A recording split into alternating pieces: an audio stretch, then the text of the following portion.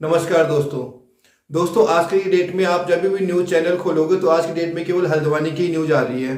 और हल्द्वानी के जो अतिक्रमण की न्यूज़ आ रही है वही सारी न्यूज़ें आज की डेट में न्यूज़ चैनल में चल रहा है। तो क्या है ये मामला, आज मैं इसी बारे में आपसे बात करूंगा।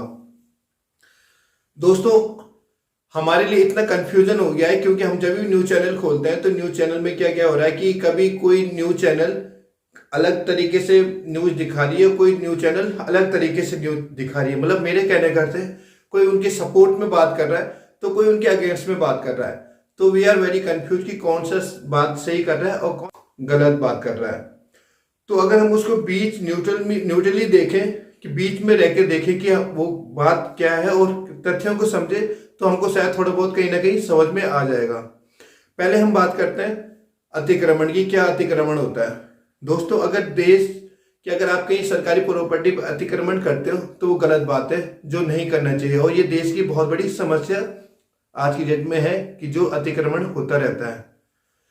और जब कभी भी देश का विकास हो रहा होता है कि ये चीज में अगर कोई भी प्रोजेक्ट देश के विकास से जुड़ा हुआ है तो उसमें हमें ये अतिक्रमण की चीजों को हटाना पड़ता है। अगर हटाएंगे नहीं तो देश का विकास कैसे होगा? तो ये भी बहुत जरूरी चीज है कि अतिक्रमण हटना चाहिए। और ये एक बार नहीं हुआ है, हमेशा कई बार हुआ है हमारे देश। यहाँ पे सिचुएशन दूसरी है।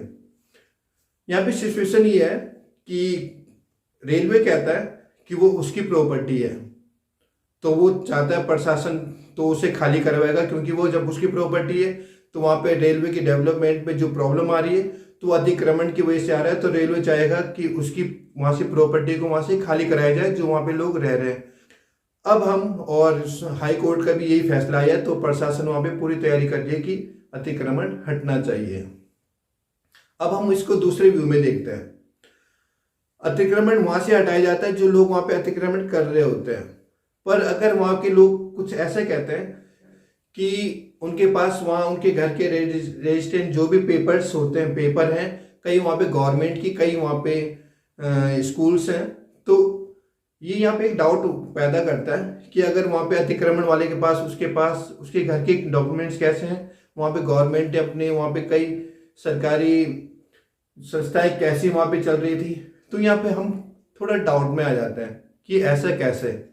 तीसरी बात यहाँ पे ये आती है दोस्तों कि अगर वो इंसान अगर अतिक्रमण हुआ है, स्टार्टिंग से अतिक्रमण हुआ है, तो आज की डेट में जब 4,500 परिवार उससे इफेक्टिव हो रहे हैं, जब उनको हटाने की बारी आ रही है तो उस टाइम लोगों ने क्यों नहीं बोला जिस टाइम वो अतिक्रमण हो रहा था? क्योंकि मेरा मानना है कि अगर कोई गवर्नमेंट की जगह पे कोई अगर कब्जा करता है तो वहां पे कोई ना कोई तो देखने आता होगा, कोई ना कोई तो होगा वहां पे देखने वाला। तो उस चीज की भी जांच होनी चाहिए कि स्टार्टिंग से अभी तक ऐसा कैसे हुआ। अगर वो रेलवे की जमीन है, अगर वो रेलवे की जमीन है तो आज तक इन लोगों ने, इतने सारे लोगों ने अपने मकान की रजिस्ट्री कैसे करी, प्रॉपर्टी की पेपर्स इतने लोगों के पास कैसे हैं? तो ऐसे सारे कई ऐसे सवाल हैं, क्योंकि कई न्यूज में ऐसा दिखाया जाता है कि अतिक्रमण कर रखा है, कई न्यूज में ये दिखाया जाता है कि कई लोग अपने घर के पेपर्स दिखा रहे थे। तो राइट क्या है? इसमें बहुत बड़ा कंफ्यूजन होता है। और कई लोगों ने तो इसे राजनीति का एक खेल बना दिया था कि इसमें राजनीति कर रहे हैं, कि कई लोग इसमें देख रहे थे कि यहाँ पे हिंदू कम है, मुसलमान 95% है। तो मेरा एक विनम्र निवेदन है कि इसको धर्म से न जोड़ा जाए, इन चीज़ों को अलग व्यू में न लेके जाया जाए, एक मानवता के आधार पर इसको सोचा जाए।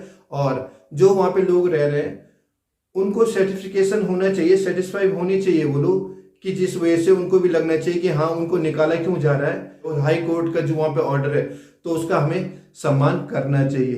पर कहीं ना कहीं सरकार को भी उनकी व्यवस्था करनी चाहिए, क्योंकि वो कई लोग वहाँ पे अपना दावा करते हैं कि उनके वहाँ पे कई सालों से वहाँ पे रह रहे हैं।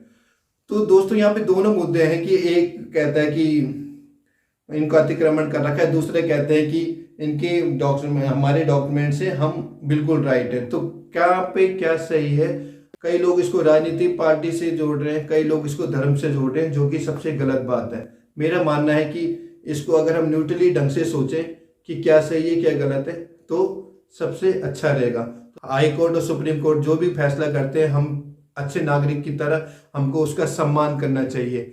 पर मैं आपकी राय पूछता हूँ कि आपको क्या लगता है। आप अपनी राय कमेंट सेक्शन में जरूर लिखिएगा। और अगर आपको ये वीडियो पसंद आए तो आप इस वीडियो को लाइक कर सकते हैं। अगर आपने अब तक इस चैनल को सब्सक्राइब नहीं किया तो आप इस चैनल को सब्सक्राइब भी कर सकते। दोस्तों आज के लिए भाई इतना ही। Thanks for watching.